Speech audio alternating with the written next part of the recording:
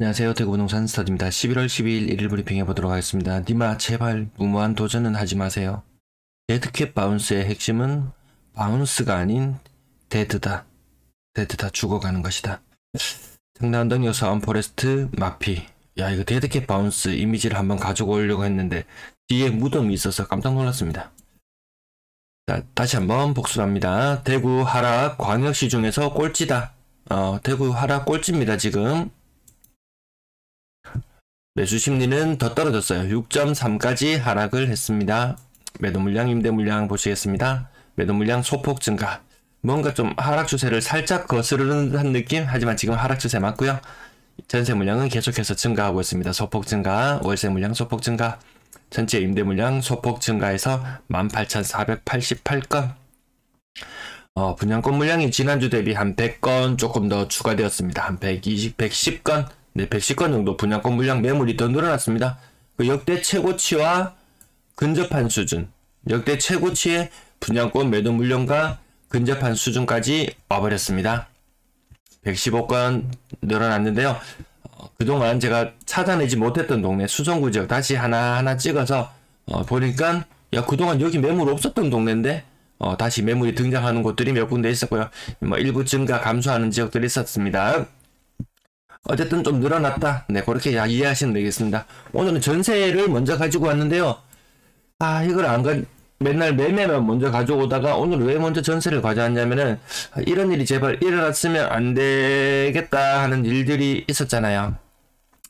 임대인이 임차인에게 돈을 돌려야지. 이거 채무 관계잖아요. 이거 돈 빌려줬잖아요. 임차인이 돈을 줬잖아요. 기간이 만료되면 돈을 돌려줘야 돼요. 근데 돈은 안 돌려주고 또 달라 그럽니다. 또 달라 그래요. 뭘 달라 그래요? 살려달라 그래요. 살려달라 그러고 막 무릎 꿇고 빌고 막 이렇게 하는데 이런 거 안 통하잖아요. 이런 거 기대하지 마시라. 그래서 제가 제목에 무모한 도전하지 말라고 그렇게 제목을 붙여놓은 이유는 바로 여기에 있습니다. 실제 사례를 제가 몇 건을 들었거든요. 임차인을 통해서 이야기를 몇 건을 들었는데 안 돌려준대요. 처음에는 강경한 태세로 나오다가 나중에는 읍소하는 전략. 나 돈 없어 배째. 이렇게 나오다가 시일이 임박할수록 내용 증명을 보내고 하면 결국에는 살려달라고 읍소한다고 합니다. 결국 만약에 임대인이 이 은행에 돈을 빌렸다고 한번 가정해 볼게요. 제가 지난번에도 한번 말씀을 드렸는데요. 은행에 돈을 빌렸는데 돈 갚을 때가 됐어요. 은행이 독촉을 합니다. 돈 갚아라 독촉을 합니다. 그 임대인은 은행 가서 살려달라고 빕니까? 이런 거 안 통하잖아요. 이 사인 간의 이 관계 또한 마찬가지입니다. 안 통합니다. 지금 돈 안 돌려주는데 나중에는 돌려준다는 보장이 있습니까? 시계 지금 하루하루가 어떻게 돌아갈지 모르는 세상인데 몸 2년 후를 보고 4년 후를 보고 집값만 오르면 또 다 해결됩니다. 집값만. 그래서 정부는 다시 부양책을 내놓고 건설사를 살리기 위해서 또 건설사 PF 채무 관련해서 또 돈을 댄다고 하죠. 근데 건설사 아주 사악하거든요. 정부에서 되는 돈, 나라 돈, 꽁돈이라고 쫙쫙 빨아먹고 뭔가 또 뒤에서 또 꿍꿍이를 하면서 더 많은 분양 계획을 만들어내면 만들어냈지. 아이고 살려줘서 고맙습니다. 이제 분양 그만하고 이제 자중할게요. 이런 게 건설사의 모습은 아니었습니다. 앞으로 뭔가 또 많은 분양이 이루어질 수 있겠구나 라고 생각해 봤고요. 어쨌든 사인 간의 채무관계에 굉장히 복잡하게 얽히는데 전세 거래량이 안 늘어나잖아요. 그래서 그 사람 어떻게 처리했느냐? 전세보증보험을 운 좋게도 때마침 잘 가입을 해놔서 전세보증보험 거기에 신청을 해서 2개월 만에 돈을 받았다고 하더라고요. 그리고 쏙 나왔대요. 쏙 빠져나왔대요. 돈 받아서. 그럼 어떻게 되나요?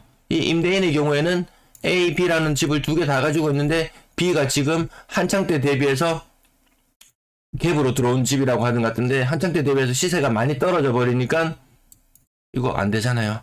이거 경매로 넘어가도 지금 낙찰가율 70% 수준 되려나? 70%, 80% 수준까지 나오기도 하지만 조금 비싼 물건들 70%, 75% 정도 생각해 본다면 분명 자기 투입했던 자본 대비 더 많은 돈이 빵꾸가 날 수 있다. 그러면 자기가 기존에 살고 있던 집 하나까지 같이 영향을 미칠 수 있다. 지금 이 분위기가 장난이 아닌 채로 흘러가고 있습니다. 오늘 전세거래량 50여 건 신고되었는데요. 월세는 60여 건 넘게 신고되었거든요. 전세거래가 정말 안 되고 있다는 말씀을 계속 드리고 지금 휴일이 이틀 끼어 있었을 때의 거래량이 222건. 또 한번 돌아가 보면 8월달 같은 경우에는 과거에 휴일이 3일이 있었는데 거래량이 222건. 8월과 11월의 차이에요. 이 예년의 거래량 흐름을 살펴보시면 8월과 11월은 거래량의 레벨이 다릅니다. 8월은 연중 이 예년 평균으로 봤을 때도 거래량이 가장 적을 때 중에 하나예요. 그리고 11월 달은 어떠냐 그러면 거래량이 아주 많을 때 중에 하나예요. 근데 이것이 뭔가 역전되고, 그렇다면 거래량이 굉장히 적다. 하나하나 보면 거래량 가격이 굉장히 높다. 요거 하나만 볼까요? 힐스테이트 황금 L4에 6, 7은 42. 거의 고점 대비 70% 됩니다. 버머 청구 할지도 그렇고, 지금 전세가 임대인 입장에서는 70% 정도 수준 받으면 잘 받는 거다. 버머 센트럴 브리지오 7억 5천까지 가던 것이 4억으로 떨어졌다. 76은 42. 요건 60%가 안 되는 거래죠. 요거는 임차인이 약간 나은 상황이고, 70% 넘어가면 지금 임차인은 또 2년 후를 기약하기가 어려울지도 모릅니다. 당연히 이편세상 2단지 5억 7천까지 가던 것이 3억 7천. 몇 퍼센트인가요? 60% 좀 넘어가는 수준? 이 정도 거래보다는 70% 넘어가는 게 더 많더라. 그래서 사람들은 야 비싸다, 전세 비싸다는 인식이 딱 틀어박혀 있고, 위험하다, 돈 안 돌려줄지도 모르겠다, 그런 생각들 같이 공존하는 시간인 것 같습니다. 신축 아파트들 전세 가격 3억을 유지하지 못하고 있고요. 두산 이부 4억 3천까지 갔던 것이 3억, 4, 7은 28. 이것도 70% 넘어가잖아요. 전세 가격이 지금 다 이런 식이란 말이에요. 굉장히 비싸요. 임차인이 부담하기에는 굉장히 비쌉니다. 요 4억까지 갔을 때 2.5% 금리에 4억을 대출받, 4억이었다. 1년에 1,000만원이에요. 1,000만원. 근데 지금, 금리 5%에 3억이다. 1년에 1.5천이에요. 1.5천. 1.5배나 더 부담해야 됩니다. 전세 가격이 고점 대비 70%나 30%나 떨어졌지만, 임차인이 부담해야 되는 돈은 연간 500만원이 더 부담해야 됩니다. 이는 결국 소비가 안 되고 여러 문제로 다 이어질 수밖에 없음에도 불구하고, 그래도 전세 계약은 계속 비싼 가격이 많이 되더라. 이걸로 끝이 아닌 것 같습니다. 더 길어질 것 같습니다. 월성 메르디안 같이 고점 대비 절반으로 떨어지는 경우도 있습니다. 이런 거래 60% 선의 거래 있긴 합니다. 계룡 리슈빌 아직까지 있습니다. 이때는 너무 많이 올라가서 좀 지나치게 많이 올라가서 좀 이런 모습들도 보여주는 것 같은데요.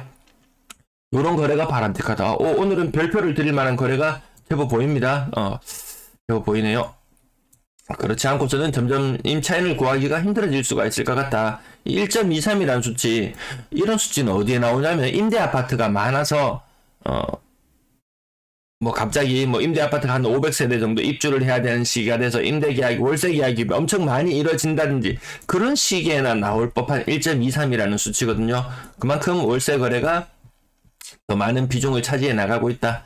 평균 전세 가격은 지금 추세선을 따라서 계속 하향해 나가고 있습니다. 곧 있으면 2018년도의 전세가, 2019년도 아니고 2019년은 벌써 역전을 했잖아요. 2018년의 전세가와 만난다. 단순히 2년 전에 집값이 한창 오를 때 전세 계약을 계약을 체결했던 사람만 임차인에게 일부 돈을 돌려주는 계약을 체결해야 되는 것이 아니고, 이미 2018년에 전세 계약을 했던 사람, 과거에 나는 이제 안정적인 궤도에 올라섰어, 갭 투자를 했건 뭘 했건 안정적인 궤도에 올라섰어라고 했던 사람들까지도 다시 소환되어서 다시 위기에 봉착할 수 있다는 부분, 거래량이 줄어들고 있고, 3억 미만의 전세, 4억 이상의 거래량을 살펴보시면은 4억 이상의 전세를 찾던 사람이 과거엔 이렇게나 많았어요. 한 달에 500명씩 찾을 때도 있었어요. 지금 한 달에 100명 정도 수준이 찾고 있는 수준이라고 하니까, 심할 고점에 고가의 전세 거래했던 거 가격 다 떨어지고 있는 게 느껴지잖아요. 희한하다. 10%는 희한하게 지켜내요. 그래서 월세 거래량 51건, 전세 거래 50건대였어요. 전세 거래보다 월세가 거래가 더 많이 신고되는 달수가 이번 달에만 벌써 3번이에요. 이번 달에만 3번입니다. 벌써. 평균 월세 가격은 예년보다 높고요. 보증금은 살짝 낮아졌고, 전체 임대 거래량이 요거 줄어드는 추세. 요 박스 영상 뒷부분에 계속 말씀드려서 잘 모르시는데, 이 박스를 능가하는 큰 박스가 아니고는 지금 늘어나는 전세 물량을 결코 소화해낼 수 없다. 이까지 못 올라가면은 더 큰 위기가 찾아올 수 있다는 부분. 아파트 거래량 34건, 30건 전후의 거래량을 계속해서 보여주고 있고요. 그렇게 완성된다면, 30건 전후의 거래량이 나온다면 거래량은 800건대, 심하면은 저는 700건대 아래까지도 내려올지도 모르겠다라는 지금 좀 우려도 있어요. 근데 간밤 그리고 지난밤에 나스닥 이런 것이 거의 한 10% 정도 올랐어요.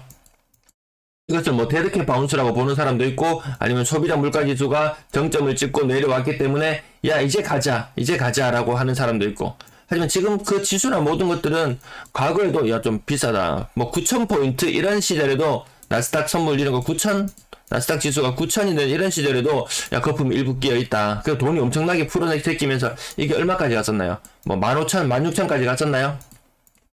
거의 16,000까지 갔었지 싶어요. 그까지 갔던 것이 쭉 떨어져서 한 11,000까지 왔다가 다시 13,000까지 갔다가 지금 거의 만을 보려고 하다가 1800에서 11,800 요 정도 수준까지 지금 튀어 올랐어요. 자, 이제 대세 상승 가자. 뭐 이런 분위기 이런 분위기에 살짝 도취되어 있는 그런 분위기. 그러면서 갑자기 부동산 시장도 가자라고 외치는 사람들이 있습니다. 지금 보니까. 그렇게 분위기는 만들어가기 나름이니까요. 자, 거래량 45건. 45건 아니고 죄송합니다. 여기 45% 직거래 비율이 굉장히 높다. 그 부분 말씀드리고 싶었고요. 지금 이 추세로 거래가 된다면 700건대 초반, 700건대 중반, 700건대 중반, 후반 그 정도까지 거래량이 나올 것 같습니다. 범어 우방 아이유쉘, 범어용 우방 유쉘 42평인 가격 10억 7천까지 갔던 것이 7억 6천으로 떨어졌다. 3억 거의 30% 가까운 하락인데요. 최고 전세가와 이 비싼 아파트 이렇게 만납니다. 최근 전세가는 6억이지만 이 매매가가 7억 6천으로 조정을 받았다는 말은 전세가는 향후 4.5억 정도로 형성될 확률이 있어 보여요. 만약에 전세가가 4.5억으로 형성을 된다면 이 7억에 임대했던 사람은 2.5억. 그 나라에서 부지런히 지금 이런 대책들도 지금 어떻게 돈을 내줄 수 있을까에 대한 대책들도 마련하고 있는데요. 정부는 절대로 그거 하면 안 됩니다. 그거 하는 순간 이 대출 액수가 집집마다 1억 2억씩 내줘야 되는데 이 대출 액수가 장난이 아니거든요. 지난번에 한번 계산해서 알려드린 적이 있었는데 그거 정부가 손대는 순간 걷잡을 수 없다. 엄청난 대출을 또 이렇게 해야 된다. 지금도 가계부채가 엄청 많아서 가계부채 위험을 가장 걱정하고 있는 이 시기에 엄청난 가계부채가 증가할 수 있습니다. 건설사 살리려다가 이 벼룩 잡으려다가 초과상관 태우는 것처럼 건설사 살리려다가 나라 경제 전체가 휘청할지도 모르겠다라는 우려가 들 정도로 굉장히 좀 조심스러운 부분이 있습니다. 수성 효성 해링턴 플레이스 7억 요 좀 특수한 층 맞죠? 특수한 층 맞나요? 네, 29층 가격 7억 이게 아마 9억 6천 9억 8천까지 갔었던 그런 물건이죠. 고점 대비 어쨌든 요 수치상으로 보이는 것만 보면 한 25% 정도고요. 수성 하늘채 레부 6억이 안 되는 모습. 그냥 요거 가격이라고 생각합시다. 이것도 직거래였어요. 찾아보니까 얘는 정체를 모르겠어. 어쨌든 나오면 그냥 그걸로 생각하면 되겠습니다. 영경 금성 백주 예미지 숲속의 아침 101제곱미터 요거 39평형인가요? 네, 가격 고점 6억 대비 30% 정도 하락해서 4억 1800 30% 정도 하락한 모습인데요. 영경에 집을 사신 분 이야기를 들어보니까 최근 2020년에 입주한 아파트잖아요. 2020년에 입주했어요. 그때 하고 그 기간 동안 입주하고 나서부터 집값이 너무 많이 올랐어요. 쭉쭉 올라갑니다.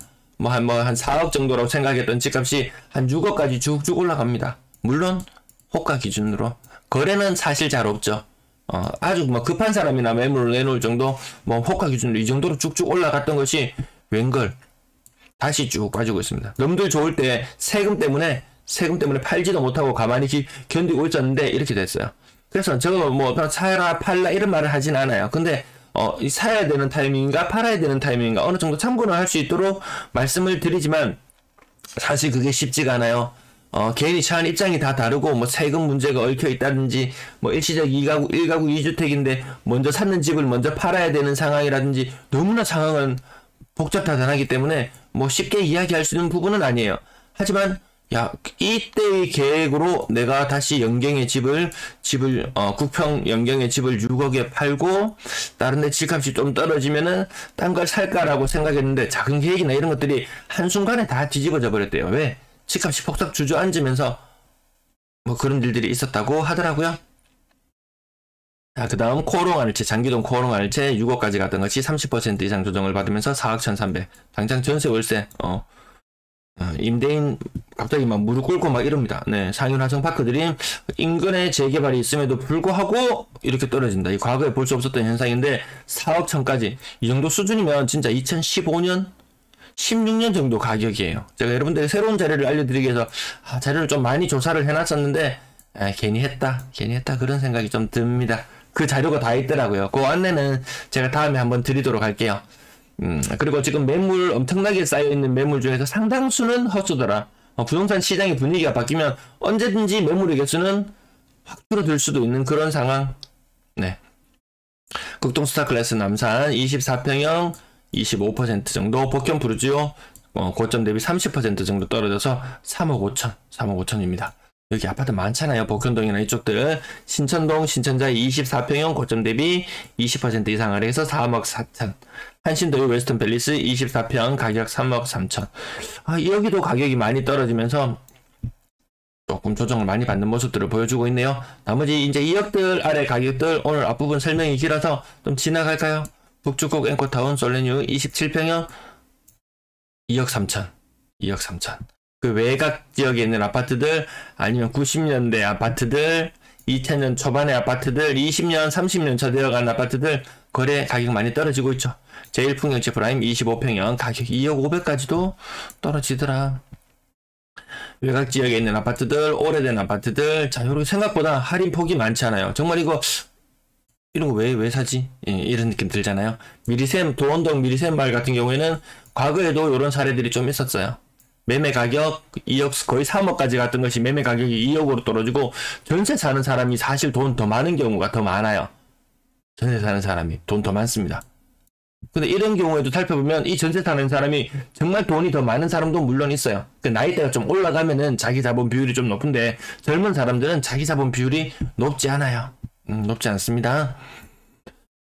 자, 그 다음 가격대가 좀 힘이 없죠. 갑자기 1억대, 2억대 이런 물건이 상당히 많이 거래되고 있더라. 건당 거래대금은 확 치고 올라가지는 못하네요. 다시 좀 시름시름하는 모습 보여주고 있고요. 거래량 700건에서 800건대 정도의 거래량에 그친다. 3억 미만 비중은 높지 않고 여기가 좀 높다. 여기가 실수요라고 말할 만한 곳 3, 4억 그것도 작은 돈 아니에요. 이 금리나 모든 이 자금을 4억을 조달한다고 생각했을 때 대출금리 5%라고 생각하고 이 4억이라는 돈을 조달한다고 치면은 연간 2천만 원이거든요. 이 작은 돈 아니에요. 그래서 6억 이상 부자들도 집을 안 사더라. 거래 비중, 분양권 거래량 2건이 있었는데요. 직거래 비중이 너무 높더라. 중개거래보다 직거래가 더 힘들더라. 중개거래 다 공인중개사들 이때도 죽을 맛이라고 했어요. 1, 2, 3, 4 규제 해제되기 전에 이때도 공인중개사들 죽겠다 했는데 웬걸 뒤로 가면 하반기로 가면 갈수록 거래량은 이때랑 비슷한데 거래량은 1, 2, 3, 4랑 비슷한 느낌인데 직거래 비율이 이렇게 높아버리면 진짜 뭐 먹고 삽니까? 진짜 못 먹고 살아요. 전세 거래도 얼마 안 이루어지고 이 분위기 속에서 야 먹고 살기 힘들겠다. 조금 다 같이 어려워지는 그런 형국인 것 같습니다. 하지만 공인중개사만 힘든 거 아니다. 공인중개사는 그래도 한창 물 들어올 때 노저라고, 예, 한창 때 노 많이 저었잖아요. 그렇게 해서 원래 또 이 보릿고개를 또 넘어가고 또 그렇게 해야 되는 거 아니겠습니까? 청담동역 서원 포레스트 5억 천이 나왔길래 이게 도대체 무슨 가격이야 싶어가지고 찾아봤어요. 분양가를 찾아보니까 22층, 제가 타입은 구체적으로 확인까지는 못했는데 22층의 분양가는 5억 2,300, 제일 낮은 게 5억 2,300이더라. 찾아보니까 야 이건 마피구나 이런 느낌이 딱 들었어요. 그럼 얼마나 대단한 아파트냐. 이 시내권에 위치했어요. 이 더블 역세권. 교통편 이 지하철 2호선 강조하던 사람들 아직도 2호선 강조하고 있는지 모르겠어요. 이 더블 역세권. 또 뭐 좋은 거 갖다 붙이려면 다 갖다 붙일 수 있을 만한 그런 동네. 이 인근에 뭐 남산 롯데캐슬, 청라 힐스다이 뭐 다 멀지 않은 인근이잖아요, 다. 근데도 여기 힘 못 쓰더라. 이거 완전히 시내 한복판인데. 네, 시청 감사합니다.